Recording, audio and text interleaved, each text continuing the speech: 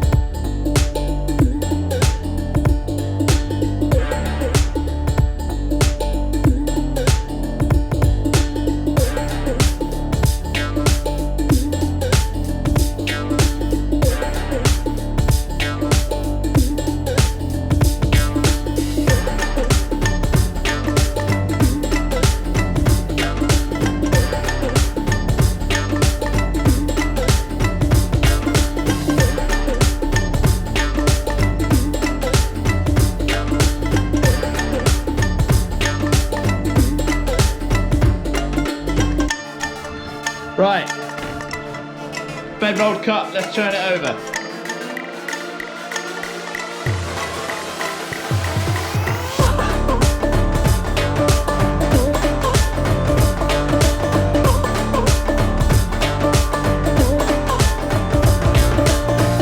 Quick point to make, a board. So, I use a board all the time. Majority of the time when I'm working bigger stones, I put it on a board. I put it on a board because it reduces the surface area that the stone's on. So it means that you can turn it around, spin it a lot easier. Also, it means that you can get straps under the stone because it's not sat flat on the banker. So it's way easier to like turn the stone around, move it about as you're working it. And it also allows you to lift it off the banker at the end of the job. So you just saw me then lean the stone back, slide it onto a board, and now with one hand I can spin it around, you see? Whereas I wouldn't be able to do this with one hand if it wasn't on a board, because there'd be too much friction with the banker. So yeah, use a board.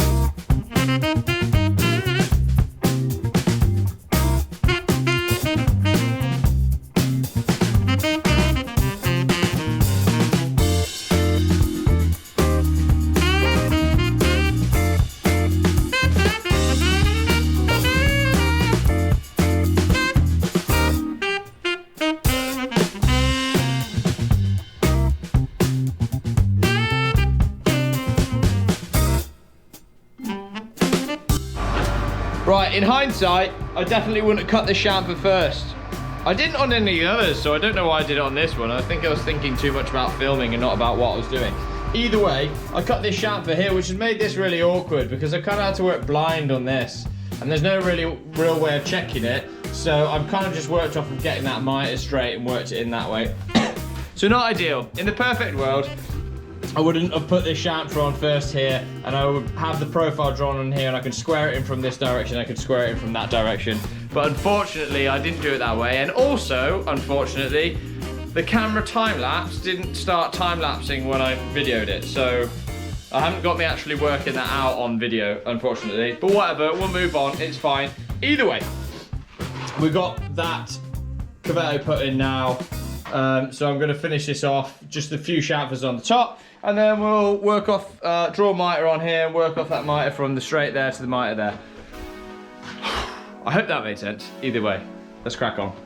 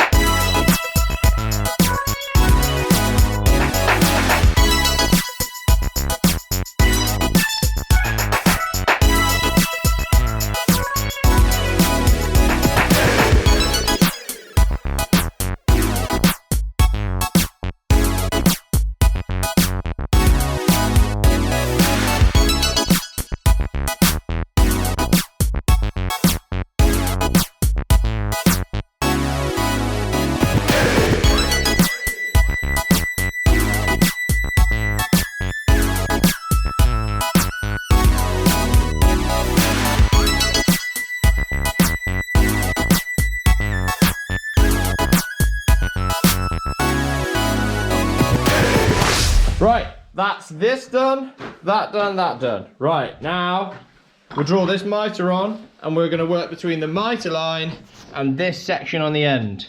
Straight through there, work the drip, which goes there, we'll flip it over and then we'll work the two weatherings. Bada bing, bada boom. I'm not going to get it done today because to be fair I didn't start till 1 o'clock. But at least we'll get the OGs done today for sure. Ah, they're not OGs, says James Preston. Ah, they're Simon reverses. Whatever, James. Right, I ran through this with you last video, or was it the last video? It might have been the video before. But I want to just run through again how to draw a mitre on. So what you do is you get a carpenter's square and you put your carpenter's square on the top like this. You want a carpenter's square ideally because it's got this nice brass wooden block, which means it can stand up on its own. Then you want a mitre board, which is literally a plank of wood. You need a straight plank of wood, or as straight as you can get it. What we do is we get our pencil, we put it up against the board here. I'm using my knee, which you can't see right now, to line at the bottom of it. And then we need to just shuffle the top around until we hit that point right there. Then we'll line the bottom up, we line the top up, bottom up, and then we can simply draw our mitre on like so. Ta-da! Right, then we've got a nice straight line, which means now we can work to that straight line and all is good. In fact, I'm just going to do a little shot here, take you back there so you can see how I'm holding the mitre board. Is that helpful?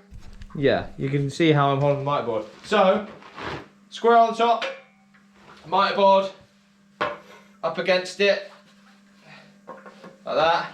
You put it into your crotchy groin area, and that allows you to be able to move the bottom right and left, and then you can shuffle your left hand around to move the top. Get the top lined up, bottom lined up, draw your line on. Simple as that. That's how you draw a mitre line on. No eyeball pulled in it. Straight line, you know where you're at, cut to that. Masonry perfection. Right, let's jump back into another video montage of me working this straight through, which is quite straightforward really. There's not a lot to explain.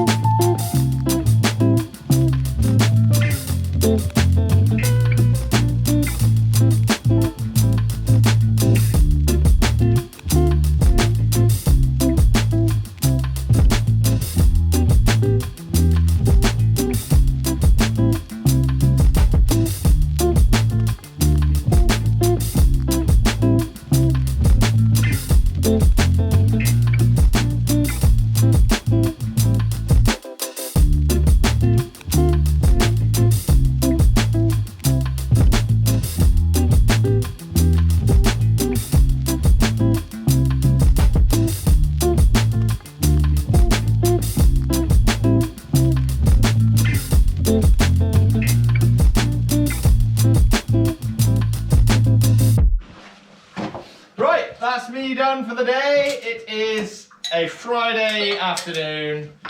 It is, oh, we've got some stuff on the, yeah. It's a Friday afternoon. I'm going to go home and have a couple of beverages and enjoy my weekend. But, yeah, so with regards to timescale, just because some people are interested in how long things take, I started this stone, well, I got it on my bank already, you saw that, but I started this stone at about 2 o'clock-ish, give or take 20 minutes, I'm not sure, and it's currently 10 minutes past 5, so you can do the maths, but you know, about 3 hours to do that moulding. That's probably a bit quicker than I'd usually work it actually, which is quite funny because I've been messing about with cameras as well.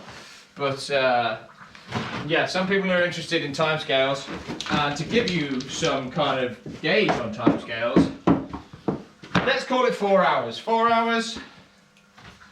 Let's have a look. 4 hours, and we've got this mould put around here. And once it's given a bit of a clean up, there's in a bit of a rub down, it's pretty bang on. So yeah, I'll see you on Monday morning. And through the miracle of video editing, it is Monday morning. You're gonna get this drip marked up, like as shown on the drawing, like this. Ding.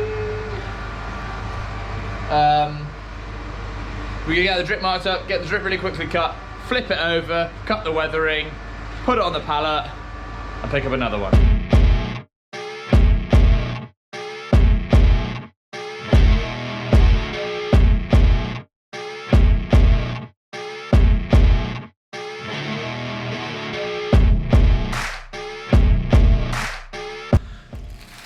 Oh my God, look how straight he can draw his lines. Oh, he's amazing.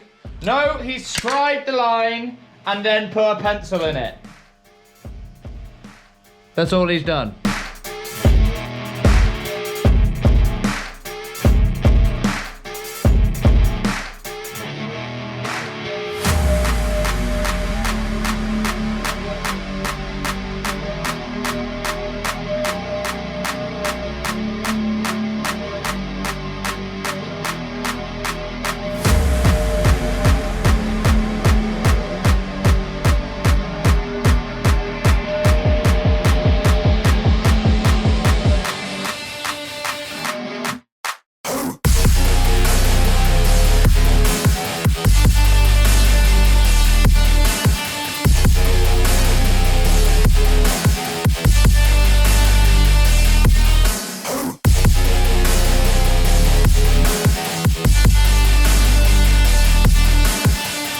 Right, quick explanation. We have a weathering, which is also known as a splay or a fall or whatever you want to call it. But it's basically when this is laid level, the top will be sloped, so any water that lands on the top of it, as it's a coping stone, will come down to this corner here, and then obviously it's got the drip, which will keep the water off of the wall on the inside.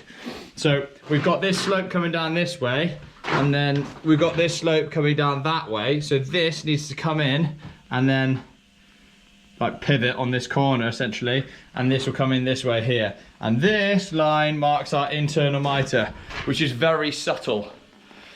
So I'll show you how I go about doing subtle internal mitres on weatherings.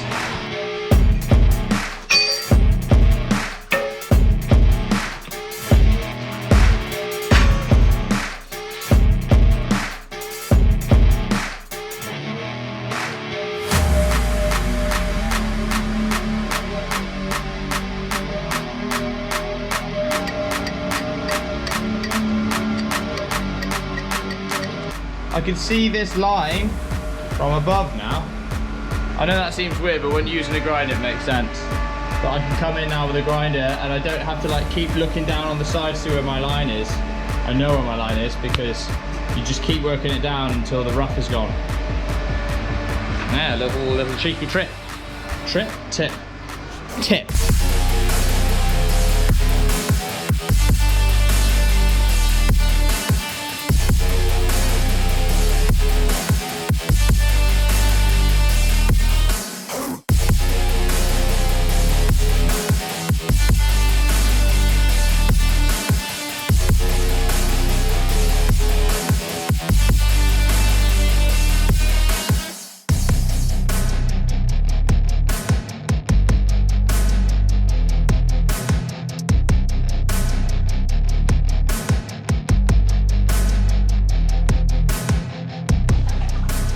Now, I'm very aware that this is not the most glamorous side of stonemasonry, because you can look at it and be like, oh, I can't even see.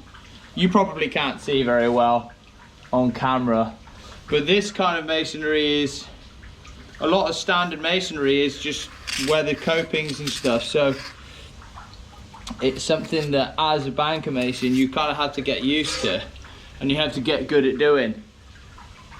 Subtle internal mitres, if you do them badly, they can look terrible. So anyway, so what I've done now is I've got the two flat surfaces there, and I've just redrawn my mitre line on, and now I've got something nice and tidy to work up to. So I'm going to get as close to that as I possibly can with the grinder now, without making these bits hollow, because that's very easy to do.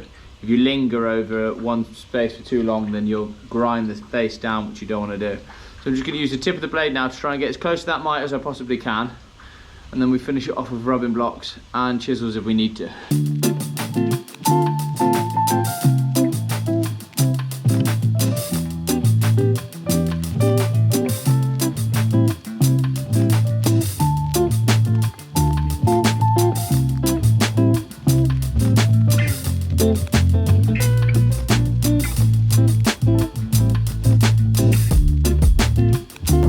Right now, it's not quite perfect, so what I'll do, how I finish this off, is I will basically get a straight edge,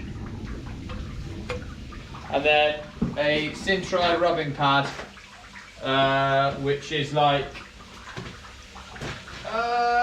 what do you call it? Tungsten carbide? Is it tungsten carbide? Silicon carbide? I'm not sure. 60 grit rubbing pad. Now these are really good because they've got no abrasion on the sides, so they're really good for like getting into corners and not digging into the other surface, if you know what I mean. So what I can do with this now is a tiny bit of water to just lubricate it, like that. Line up my straight edge to where it needs to be, there and there, and then we can just rub that one way, put it on the other side, and do exactly the same thing on the other side, like that. And then one last final thing is we get a scriber, wherever that may be. Where's my bloody scriber? Scriber, one last scribe, like that. A sponge, need a new sponge, bit of water.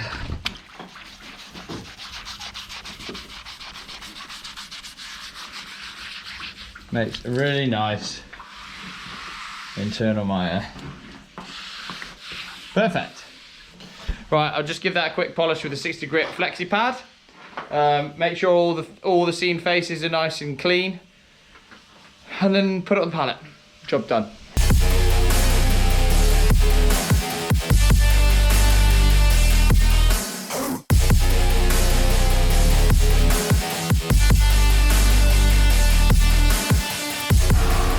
So that was another an hour and a half this morning, add on to the 4 hours from Friday, so that is 5.5 hours that stone's taken me. Just so people are aware of like production masonry timescales. I hope that was interesting. I hope you enjoyed the video, and I hope that you'd like and subscribe, because that would be very helpful. I'll play you out with me putting out on a pallet, and I'll catch you guys next time. See you later.